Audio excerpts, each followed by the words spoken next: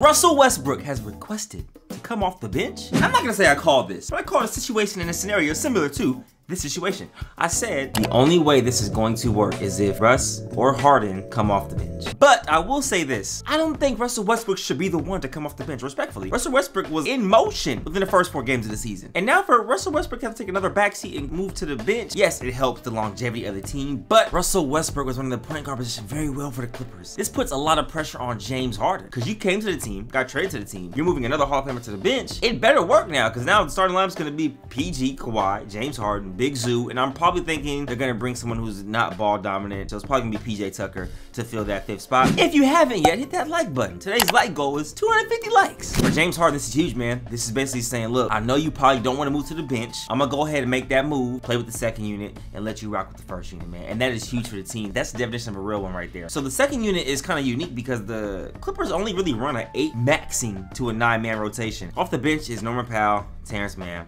PJ Tucker. So with Russ moving to the bench, one of those 3 has moved to his starting lineup, which is probably going to be PJ Tucker. So then off the bench is going to be Terrence Mann, Norman Powell, Russell Westbrook. So when those 3 come into the game, you got to remember Kawhi Leonard, Paul George, and James Harden. 2 of the 3 will always be on the court. So when Russ comes in the game with the 2nd unit, he's still going to play a lot of times with the starter, but he's going to be able to play against the 2nd unit coming off the bench, which is huge. Don't forget to subscribe.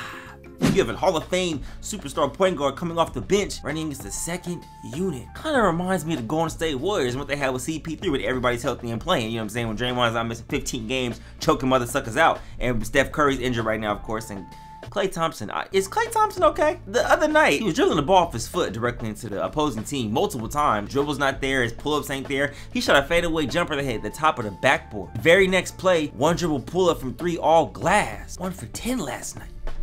Oh! Sorry to get sidetracked. Back to the Clippers. This is a huge move, man. Let me know what you guys think in the comments below. Russell Westbrook is yet again sacrificing for the greater good of the team. It does kind of make sense, I guess, monetarily, because you have Russell Westbrook, who's on a 2-year, $7 million contract. James Harden, who's getting $30+ million a year. As an owner, you kind of want the players who's making the most money to play the most time. That's why the NBA is full of a lot of politics too, man, because someone might be better than someone who's getting more money, but because we're paying that person more money, he has to get that money's worth, you know? And sometimes hard decisions are made where the max contract players or the players that are getting really paid highly have to take a lesser role, but that's very rare that really happens. But in this situation, I'm sure Steve Ballmer's like, look, man, we paying, you know, James Harden very handsomely. He has to get these minutes right now. But Russ probably like, look, man, I think I'll be more successful in the 2nd unit anyways. Let me rock off the bench. So this is huge, man. Like I said, salute to Russell Westbrook, one of the realest in the game, man. This is huge for the game. If that don't work, I don't know what the f to tell you. You know what? If this don't work, move the Los Angeles Clippers to Oakland. Yeah. Oakland,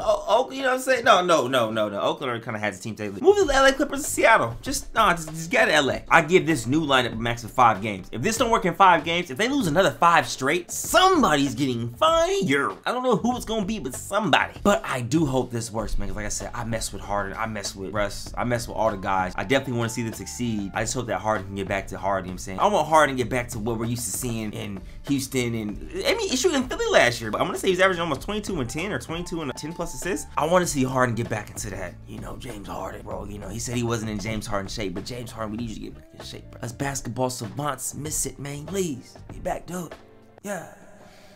But yeah, on the latter end of this conversation, man, I just want to talk about Klay Thompson real fast. You can't go on file to say the next 10 games you're going to shoot lights out, get ejected, and then go 1 for 10. We're just holding you accountable, the basketball community is, because we know what you can bring to the table. And you gave us 60.